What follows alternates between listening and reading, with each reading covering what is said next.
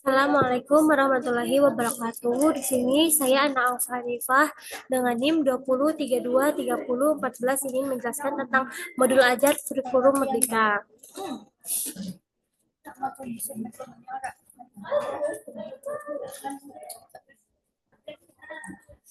Nah, di sini saya akan menjelaskan tujuan dari pembuatan modul ajar kurikulum Merdeka, yaitu ada 4 ya teman-teman.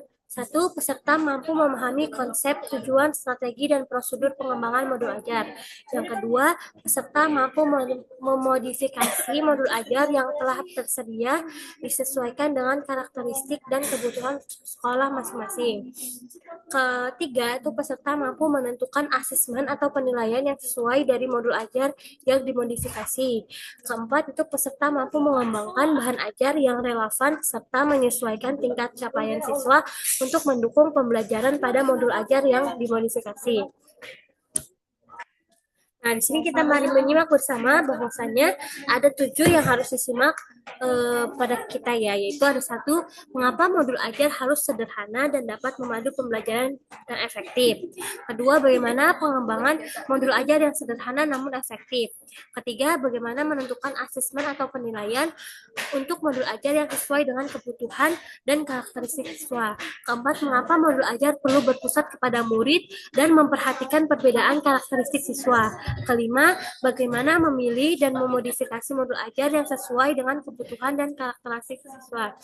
Keenam, bagaimana mengadaptasi modul ajar agar relevan dan sesuai dengan tingkat capaian siswa. Dan yang terakhir itu ada bagaimana memilih dan menentukan bahan ajar yang relevan untuk modul ajar. Nah, di sini saya akan menjelaskan apa sih yang dimaksud dengan modul ajar, yaitu modul ajar merupakan salah satu perangkat ajar yang digunakan untuk merencanakan pembelajaran. Modul ajar sama seperti RPP ya, jadi nggak ada perbedaan ya. Ada perbedaan, tetapi sama seperti yang ada di RPP. Perbedaan utama antara FPP dan modul ajar itu adalah perbedaan mendasar rencana pelaksanaannya, pembelajaran, dan modul ajar terletak pada perannya masing-masing. Nah, namun modul ajar memiliki komponen yang lebih lengkap. Jadi antara modul ajar dan RPP ini lebih lengkap mana? Yaitu lebih lengkap modul ajar. Nah, modul ajar adalah sebuah dokumen yang berisi tujuan, langkah, dan media pembelajaran serta asesmen yang dibutuhkan dalam satu unit atau topik berdasarkan alur tujuan pembelajaran. Nah, pendidik juga memiliki keleluasaan untuk membuat sendiri, memilih dan memodifikasi modul ajar yang tersedia sesuai dengan konteks, kebutuhan, dan karakteristik peserta didik. Nah, di sini ada alur penulisan modul ajar dan contoh alur penyusunannya. Itu satu, ada kurikulum operasional. Yang kedua, tujuan pembelajaran. Yang ketiga, alur pembelajaran. Yang keempat, modul ajar. Nah, tujuan pembelajaran itu tujuan akhir. Nah, itu tuh ada P5. Contohnya itu siswanya itu apa namanya? Berdoa,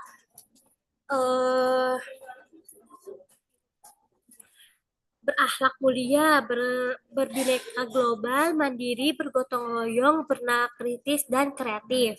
Nah, output dari materi sebelumnya atau ATP itu ada TP, konten inti, pemahaman bermakna, produk akhir, indikator pencapaian kompetensi, rencana asesmen. Nah, elemen B yaitu elemen pada kurikulum pada pembelajaran bahasa Indonesia ini ada menyimak, membaca dan memirsa, berbicara dan mempresentasikan dan menulis.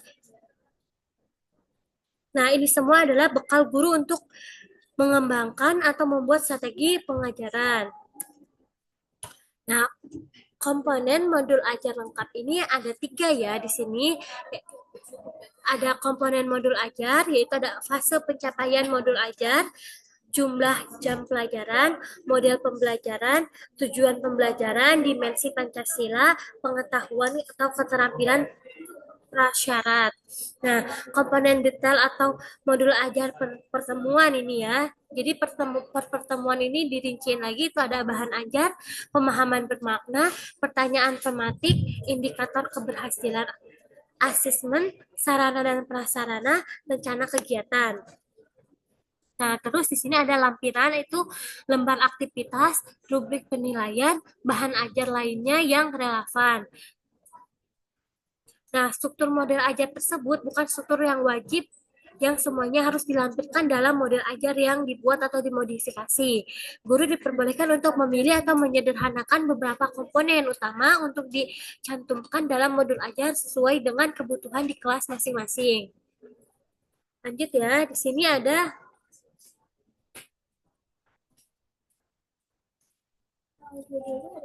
sebentar. Nah, di sini ada 3 lagi, ada informasi umum, kompetensi inti, sama lampiran. Isi dari modul ajar ini ya, terus satu informasi umum itu ada identitas sekolah, kompetensi awal, profil pelajar Pancasila atau yang biasa disebut dengan P5, sarana dan prasarana, target peserta didik, model pembelajaran yang digunakan. Nah, komponen inti itu isinya ada apa aja? Satu, ada tujuan pembelajaran, yang kedua ada pemahaman bermakna, yang ketiga pertanyaan tematik, yang keempat persiapan pembelajaran, yang kelima kegiatan pembelajaran, yang keenam asesmen atau penilaian, yang keenam pengayaan dan remedial itu jika ada yang mengulang, yang ketujuh itu refleksi peserta didik dan guru. Nah, yang lampirannya itu berisi lembar kerja peserta didik atau LKPD, bahan bacaan guru dan peserta didik, glosarium, daftar pusaka. Nah, di sini ada catatan nih khusus ya. Selain komponen inti, guru dapat menentukan komponen sesuai kebutuhan. Jadi disesuaikan lagi sama kebutuhan yang ingin dilakukan. Terus ada komponen modul ajar wajib. Alur tujuan pembelajaran menjadi dasar bagi pendidik untuk menyusun perencanaan pembelajaran atau modul ajar. Pendidik memiliki keleluasaan untuk mengembangkan modul ajar sendiri, memilih dan memodifikasi modul ajar yang tersedia sesuai dengan konteks kebutuhan dan karakteristik peserta didik. Secara umum, modul ajar memiliki 3 komponen utama, yaitu ini adalah komponen utama dari modul ajar yang wajib, yaitu ada tujuan pembelajaran, langkah-langkah pembelajaran atau kegiatan pembelajaran, yang ketiga ada asesmen pembelajaran. Pendidik diperbolehkan apabila ingin mengembangkan modul ajar dengan komponen-komponen tambahan di luar komponen wajib. Nah, terus acuan atau teknik modifikasi modul ajar, yaitu ada 5. Satu, menetapkan tujuan belajar berdasarkan CP dan ATP sesuai karakteristik murid, kurikulum, dan profil pelajar Pancasila. 2. Menyusun desain pembelajaran, melaksanakan, merefleksikan kegiatan pembelajaran yang efektif. Yang ketiga, proses pembelajaran mendukung perkembangan kompetensi dan karakter peserta didik secara holistik. Keempat, pembelajaran yang dirancang sesuai konteks, lingkungan, dan budaya peserta didik, serta melibatkan orang tua, masyarakat sebagai mitra. Yang kelima, ini ada pembelajaran berorientasi pada masa depan yang berkelanjutan. Nah, hal yang harus diperhatikan saat memilih modul ajar untuk dimodifikasi itu, ketika ingin memodifikasi modul ajar ini tuh ada hal-hal yang harus diperhatikan khusus. Satu, apakah selaras dengan rencana yang sudah dibuat secara penyusunan ATP. Jadi disesuaikan lagi ya berbarengan dengan ATP. Yang kedua, apakah cocok dengan kondisi dan karakteristik murid. Jadi harus menyesuaikan dengan muridnya juga. Yang ketiga, apakah sarana dan prasarana tersebut di sekolah. Jadi mendukung nggak sih sarana dan prasarana di sekolah ini untuk dimodifikasi. Yang keempat, adakah yang perlu atau bisa dimodifikasi. Itu dilihat lagi ya. Kalau misalkan udah bagus, nggak usah dimodifikasi. Kalau misalkan perlu dimodifikasi, tetapi melihat situasi sekolah, muridnya, dan menyesuaikan dengan ATP-nya. Contoh modifikasi modul ajar.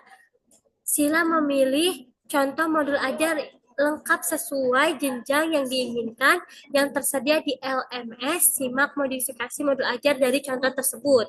Ini ya, kita simak ya.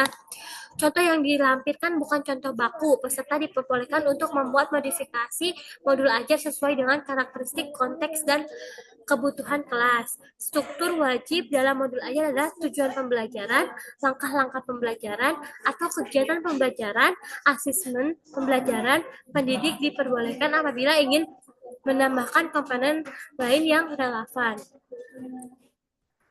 Nah, ini ada paradigma asesmen atau pemecahan lagi ya yang harus diperhatikan dalam menentukan asesmen. Itu penerapan pola pikir bertumbuh atau grow mindset. Terus yang kedua ada terpadu di mana asesmen mencangkup kompetensi pada ranah sikap, pengetahuan, dan keterampilan yang saling terkait.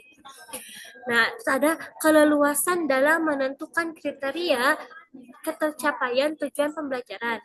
Yang keempat itu adalah sekolah diberikan keleluasaan untuk menentukan teknis dan jenis asesmen. Yang kelima ada khusus SMK atau sekolah menengah kejuruan terdapat juga bentuk asesmen khas yang membedakan dengan jenjang lain, yaitu asesmen praktek kerja lapangan, uji kompetensi kejuruan, dan uji unit kompetensi.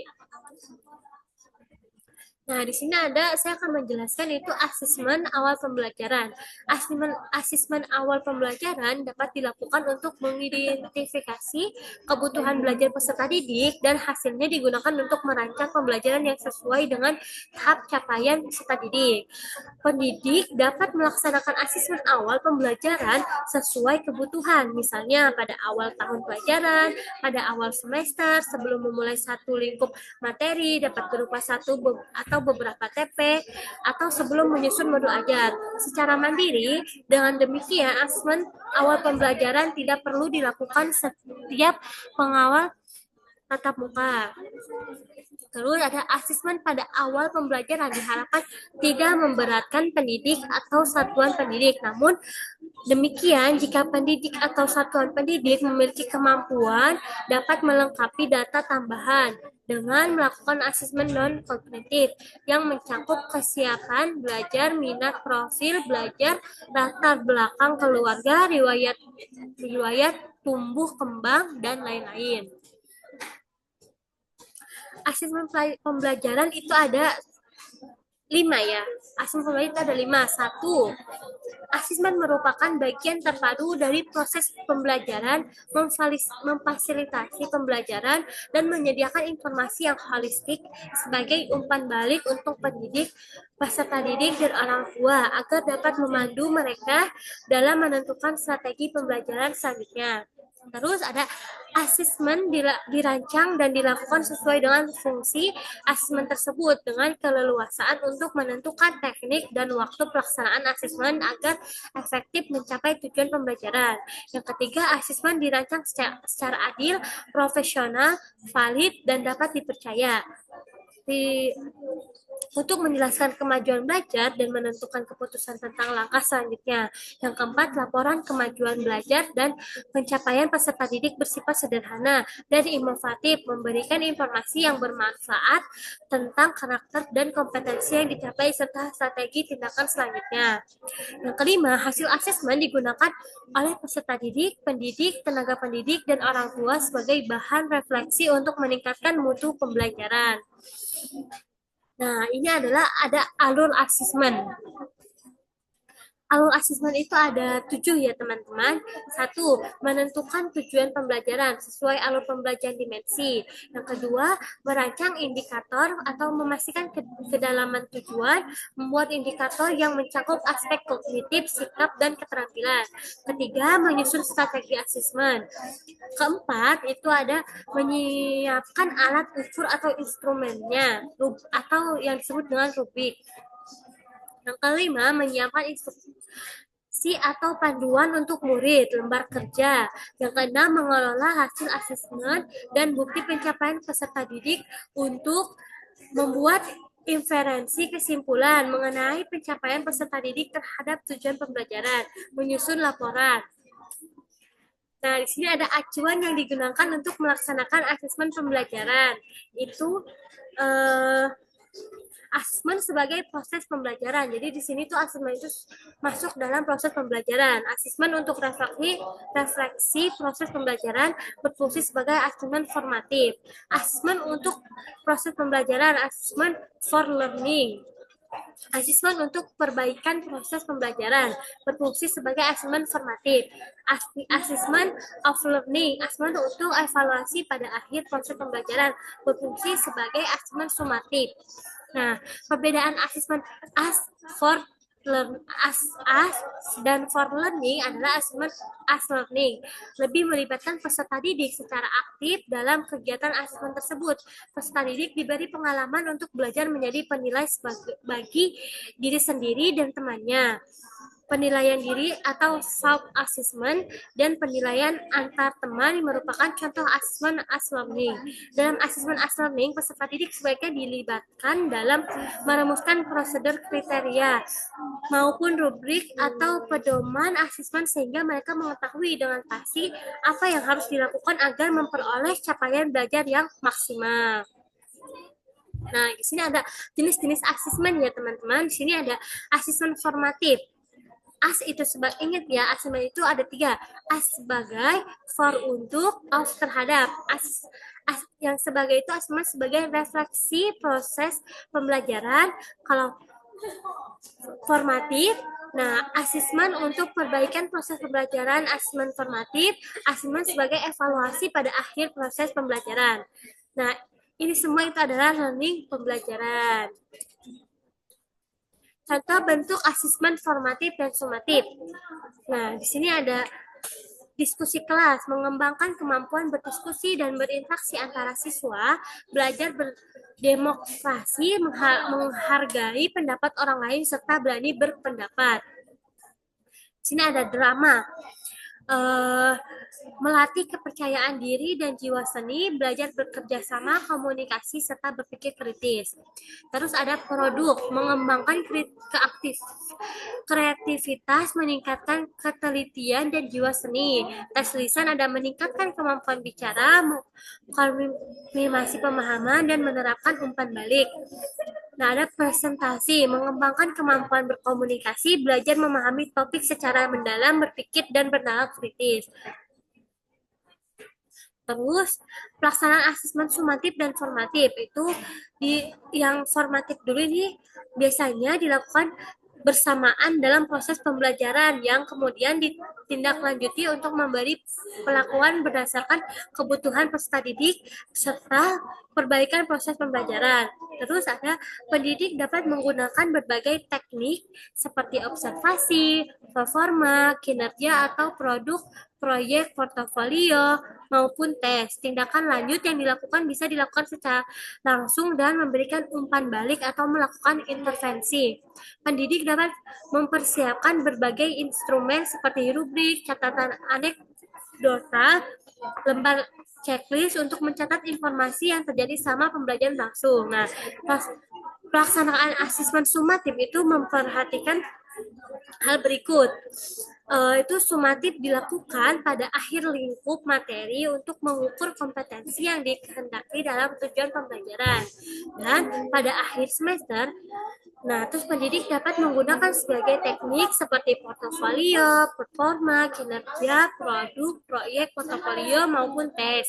Yang terakhir itu hasil sumatif dapat ditindaki lanjut dengan memberikan umpan balik atau lakukan intervensi kepada peserta didik maupun proses pembelajaran yang telah ditentukan.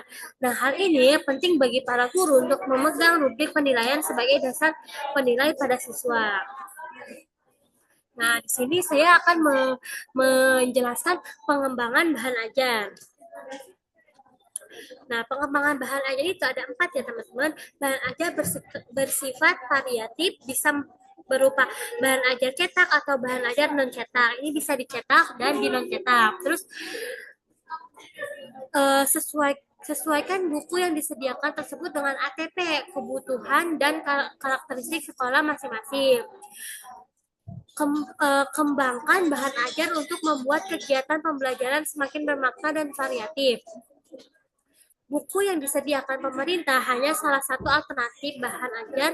Guru diperbolehkan untuk mengembangkan dan menentukan bahan ajar lainnya dan yang relevan.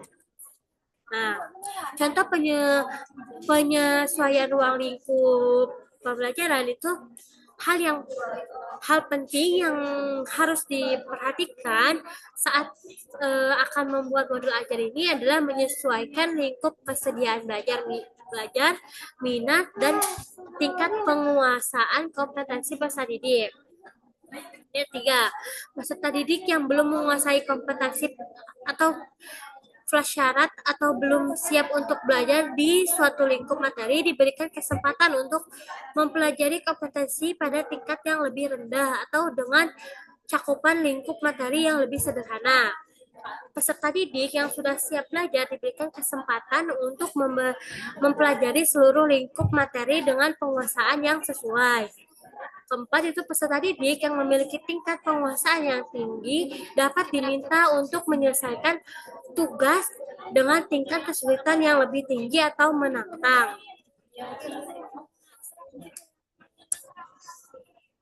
Nah, ini semua adalah yang sudah dijelaskan sebelumnya. Jadi modul ajar ini penting tentunya untuk guru dan bisa dimodifikasi agar menyesuaikan dengan sarana prasarana pada sekolahnya, menyesuaikan dengan anaknya, dan menyesuaikan dengan hal-hal lainnya. Sekian dari saya untuk presentasinya. Wassalamualaikum warahmatullahi wabarakatuh.